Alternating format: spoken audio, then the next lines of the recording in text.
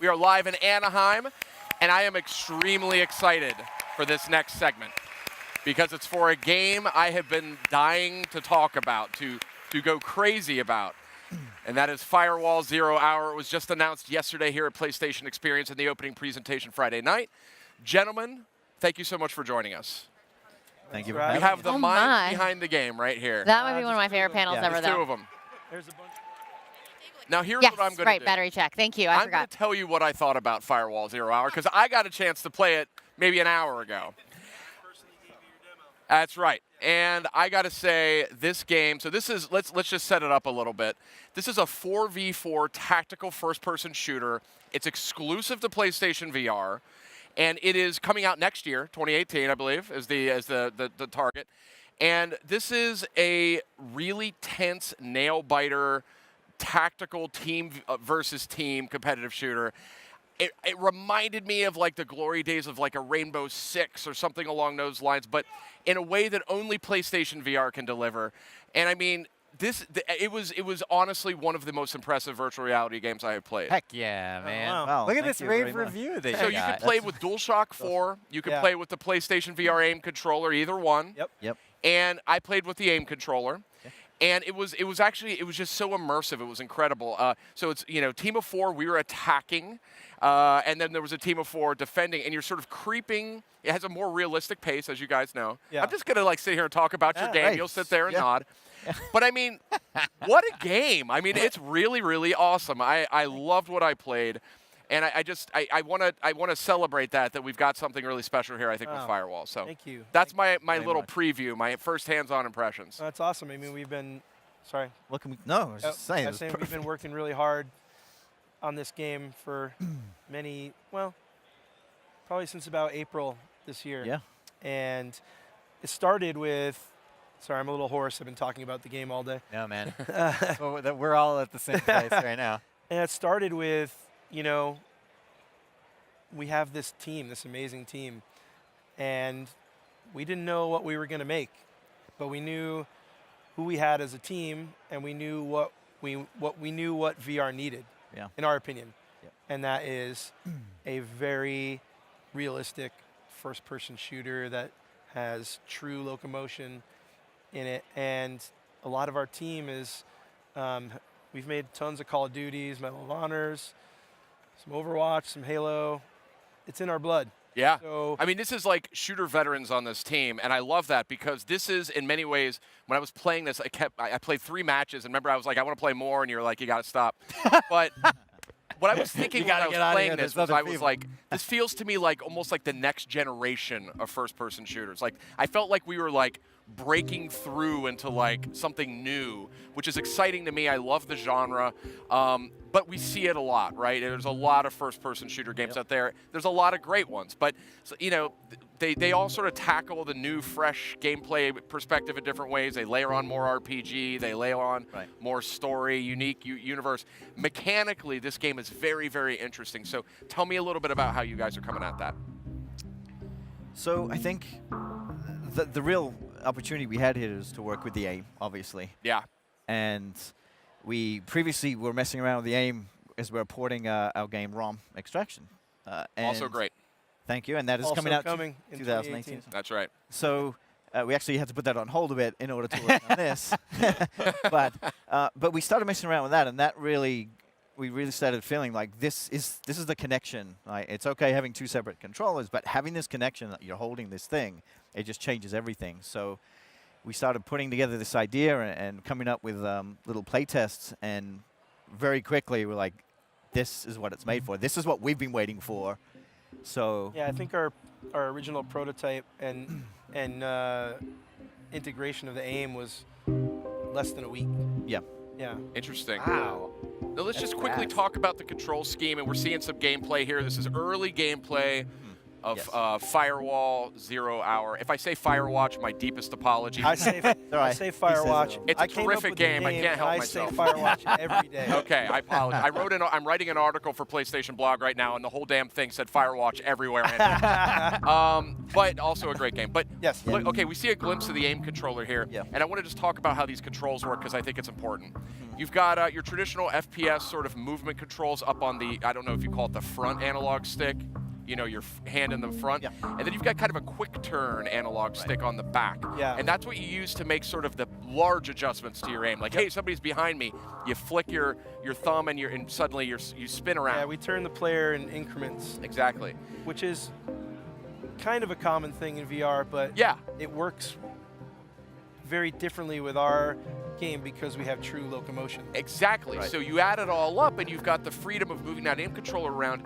You're making, you know, I mean, it basically feels like you have all this precision and control around you. So, and you feel like you have a great sense of the space around you. And I thought that was something really interesting as we were playing, was we were noticing that people play this game differently than they play a traditional, you know, be it a Rainbow Six or whatever it might be. People are hiding in much sneakier places because you have that freedom of movement Right. in a way that you can't even necessarily get in a traditional first-person shooter. Yeah, and that also is enhanced by the way VR actually makes you feel. Yeah. You're like in that place. Yeah. Not just playing it, but you're actually, well, not actually, but you're as close as you can get Right, to being right. there. And the way that makes you feel, it amplifies fear, Yes. adrenaline, Yes. terror, excitement, you know, the whole thing. So that really works when you're creeping around like that. And, Right. And go ahead. I was just say it was also really important that people pick it up and they can play it straight away. And there's lots of things going on there that make that happen. So the aim is basically the PlayStation controller. It's like broken in half, and then the pieces are moved to here, right? So it's exactly the same controls that you have. So that was really important to keep shooter controls that people know. These Yep. buttons do this. Very familiar. Now they do exactly the same thing. They're just kind of stretched out, and Yep. people just jump in straight away, and they're very familiar with the game. And there's a funny story about that is that when we were coming up with the control scheme, I was like, no, you got to do it different.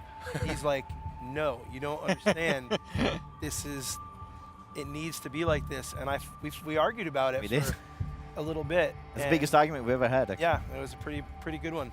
There- Voices got raised. So one of the things, let me just kind of describe a sequence as I was this is one of the things I'm writing in my article, but you know, the level that we played on is this sort of sprawling mansion. It's Yes. dark and spooky, it's shadowy. You're sort of creeping room to room with your squad, you're communicating over voice chat. Hey, you know, I don't see anything here, I think they might be upstairs. There's this cool, like, you're whispering back and forth. It just immediately works in a way that I've never actually done in traditional FPS games. Oh, wow. There's just the methodical pacing of the game. You're sort of creeping and looking. It feels like this weird, like, cat and mouse game, and you're not really sure where everybody is.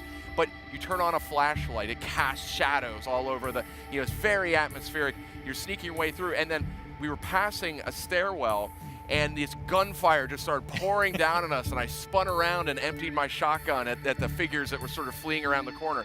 That is not the kind of engagement that I am used to having in a traditional first-person shooter, and that's what got me so excited. Yeah, and you have those moments, and it's funny you say that because when I think about having those kind of moments in shooters, I always think back to early Rainbow Six. Yeah, Always. yeah. And, Yeah. you know, we look at Rainbow Six as a huge influence on this game because that's what we love to play. Brilliant series. I mean, Yeah. they're Yep. super talented folks. I mean, Yeah. they do a great job. But Yeah. this with VR, with the Right. tools that you've got, Yeah. I mean, being able to throw flashbangs, being able to throw these grenades, having all the tools of the trade. Ryan, surely you have something that you want to say. I do, actually. Thanks, Sid. Yeah, of course. No, I just wanted to, it was something you touched on earlier, which I'd actually like to circle back to, Sure. which is the feeling of immersion you get in VR.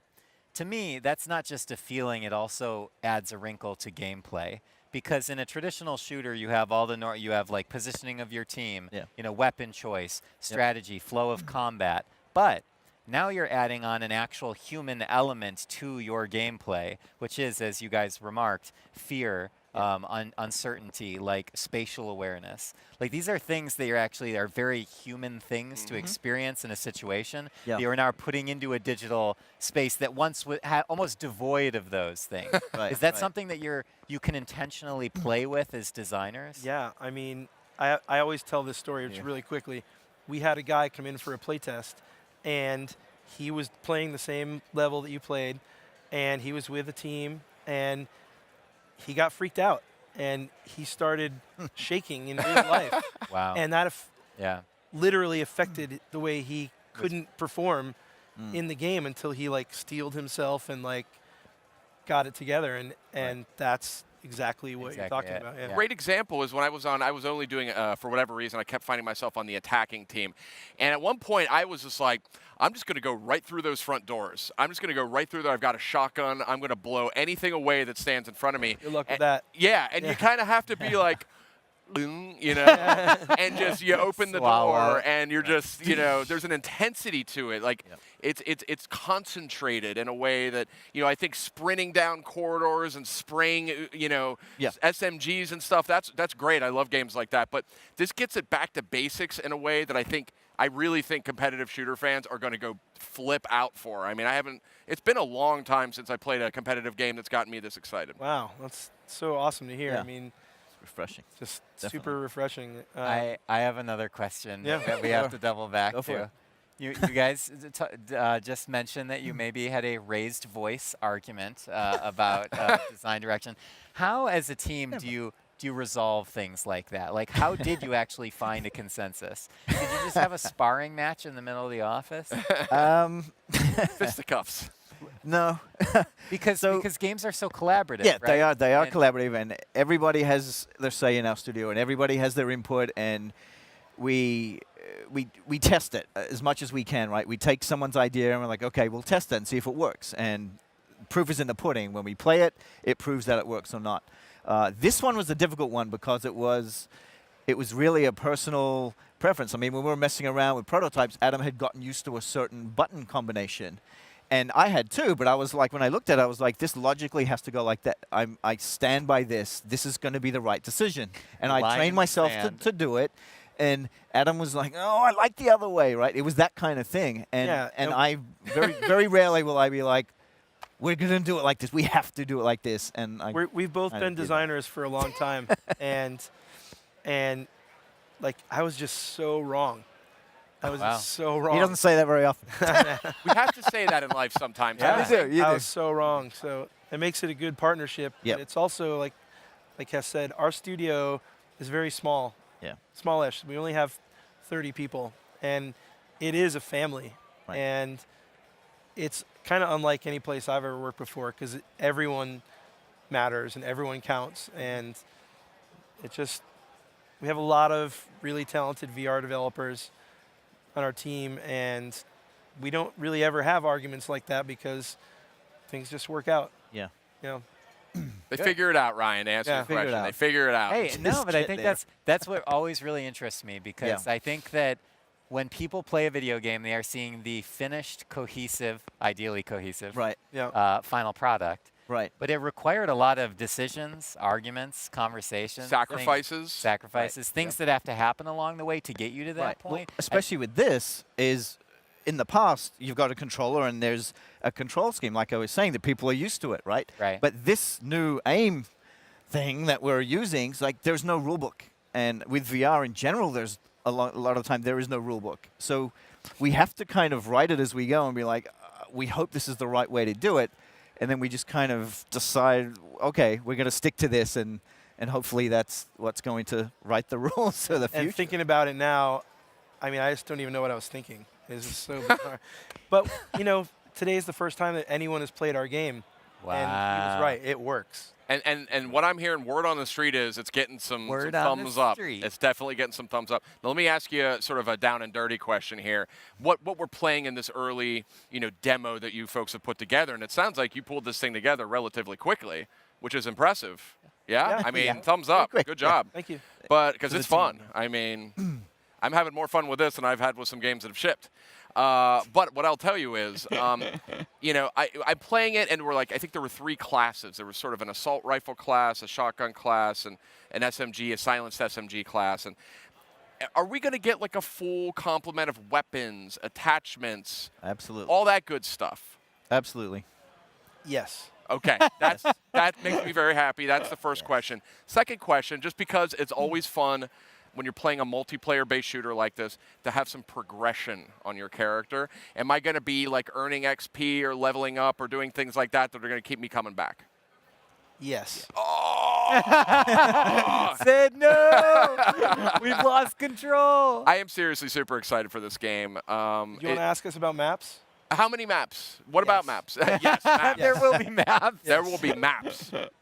Tell me about the way you design the maps, because I could tell, you know, in VR, I'm horrible with navigation in real life. I need a GPS to walk down the street. But in VR, I mean, I'm the worst ever in video games because they're so illogical a lot of times. It's like best for the gameplay, but the space you're in doesn't make any real sense if you think about it. In VR, it's a little different, isn't it? Yes. So tell me, yes. So tell me a little bit of what it's like to design a multiplayer-based map that feels right, but is also a good balance for a multiplayer shooter. Okay, so that's where our kind of COD guys and all the designers we have, their strength really comes into it. So we've got 10, 15 years of experience in designing multiplayer maps behind us. We put a lot of those rules into this. We have our different flank routes that you can take. Everything's really, really, really carefully thought out. We play test everything just as white boxes for weeks and weeks until we kind of get it right. And then it kind of gets locked in place for the art team to come in and art over. So the locations are also kind of smaller. They're not like giant maps because it's 4-on-4. And the pacing is a little more methodical. Exactly. It's more real. You're kind of creeping around. Right. You're not, again, racing down hallways, you know? Right. So people that, they jump in and they're like, oh, I want to run really fast. I want to sprint. And we're like, well, no, because if you don't actually do that, you run off from your team, you're going to go down and it's game over. Yeah. So people very quickly learn 1 or 2 rounds. They're like, okay, I'm sticking with my team, and we're going to creep around this corner because if I take a hit, it's dangerous stuff. It's very dangerous. Yeah, and when you played, you didn't ever experience this because you were doing so well, but when you get hit, you go down, and your teammates can revive you and keep you in the game. And all of that, all of that comes into that, and that all goes into the design of every level. Yeah. And there's something about this game, like when I play, I am not great at competitive multiplayer shooters. I'll be the first to admit it, but I still like them, I still play them a lot, and I have fun with them. And I'll always play the new Call of Duty. I'll always play Star Wars or whatever it is that's out. Yep. In this game, I found myself immediately doing, like, proper tactics. Like, I instinctively knew to flank, and I never remembered to do that in first-person shooters. I kind of run in there, and I'm going to get them, and then I die. And this one, like, it feels dangerous. You're, like, kind of tiptoeing, and you're like, I think they're in there. I see my guys are going this way because you can see through the wall to see where your teammates are, which is great. Right. I'm going to go in through this door, and maybe we can catch them by surprise. We can do the little pincher move on them, Right, but you brought up something interesting, which is that you picked it up right away. Yeah. And so when we first started conceiving this game, it was, the influences were the kind of strategic teamwork of the Rainbow Six series and the character progression of the first Modern Warfare game and the kind of mass appeal and pick up and play of Battlefront series. Like that's how we looked at the game. And you're hitting all those things. Great job. He's a professional. Great job. We are out of time because I was very enthusiastic and talked a lot. But thank you very much. I am very excited about Firewall 0 Hours coming out next year. Let's do this again. Yep. Let's do it again. I want to play more. Yeah. I want to play more. So great job, guys. Thanks. Really Thank looking you forward to very that much. one. Come to PlayStation VR in 2018. PlayStation